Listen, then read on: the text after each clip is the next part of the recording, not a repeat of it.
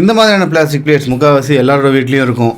இது பார்க்க அழகாக இருக்குன்ட்டு நாம் வாங்கி இதில் சாப்பாடை போட்டு சாப்பிட்றோம்ல, ஆனால் இது கொஞ்சம் கொஞ்சமாக அவங்களோட ஹெல்த்தை டேமேஜ் பண்ணிடும். இந்த பிளாஸ்டிக் பிளேட் வாங்கி கிட்டத்தட்ட 8 மாதத்துக்கு மேலே ஆகுது. இப்போ வரைக்கும் இதோட கோட்டிங் எல்லாம் நல்லா தான் இருக்குது. ஆனால் காலப்போக்கில் இதுக்கு மேலே இருக்க கோட்டிங் எல்லாமே வெளியில் வந்து அந்த மைக்ரோ பிளாஸ்டிக் எல்லாமே நம்ம உடம்புக்குள்ளே போகிறது வாய்ப்பு இருக்குது. எப்படி தானே கேட்குறீங்க? 1 வருஷத்துக்கு முன்னாடி நான் வாங்கின பிளேட் இதில் இருக்குது. இந்த பிளேட்டில் கொஞ்சம் கொஞ்சமாக இந்த பிளாஸ்டிக் மேலே இருக்க கோட்டிங் எல்லாமே வெளியில் வர ஆரம்பிச்சிருச்சு.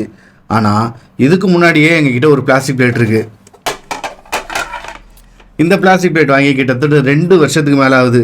இதுக்கு மேலே பாருங்களேன், எல்லா கோட்டிங்கும் கொஞ்சம் கொஞ்சமாக வர ஆரம்பிச்சிச்சு. இந்த பிளாஸ்டிக் நம்ம இப்படி சாப்பிடும்போது இந்த பிளாஸ்டிக் எல்லாமே நம்ம வயிற்றுக்குள்ளே தான் போய் சேரும். அது மட்டும் இல்லை, இந்த பிளேட்ஸ் எல்லாத்தையுமே ஹிடன் ஸ்பாட்ஸ், அதாவது கிராக் எல்லாம் இருக்குது பார்த்தீங்களா, அதுலெல்லாம் பாக்டீரியா ஃபங்கஸ் எல்லாம் போய் உள்ளே உட்காந்துக்கும்.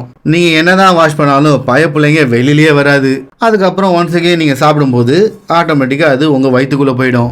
இந்த மாதிரியான பிளாஸ்டிக் பிளேட்ஸை லாங் டேர்மாக யூஸ் பண்ணிங்கன்னா உங்களுக்கு வயிற்று வலி, கிட்னி இஷ்யூ, ஏன் ஹார்மோன் இம்பேலன்ஸ் ஆகிறது கூட வாய்ப்பு இருக்குப்பா. அதனால இந்த மாதிரியான பிளாஸ்டிக் பிளேட்ஸை டெக்கரேட்டிவ் ஐட்டம்ஸ்க்கு யூஸ் பண்ணிட்டு டெய்லி யூஸ்க்கு ஸ்டெயின்லெஸ் ஸ்டீல் பிளேட்டை யூஸ் பண்ணுங்க. இல்லை கெஸ்ட் வராங்க, அவங்களுக்கு ஏதாவது தேவைப்படுதுன்னா அவங்களுக்கு செராமிக் பிளேட்ஸ் அப்படி இல்லைன்னா கிளாஸ் பிளேட்ஸை யூஸ் பண்ணுங்களே தவிர இந்த மாதிரியான பிளாஸ்டிக் பிளேட்ஸை முதல்ல அவாய்ட் பண்ண ஆரம்பிச்சிருங்க.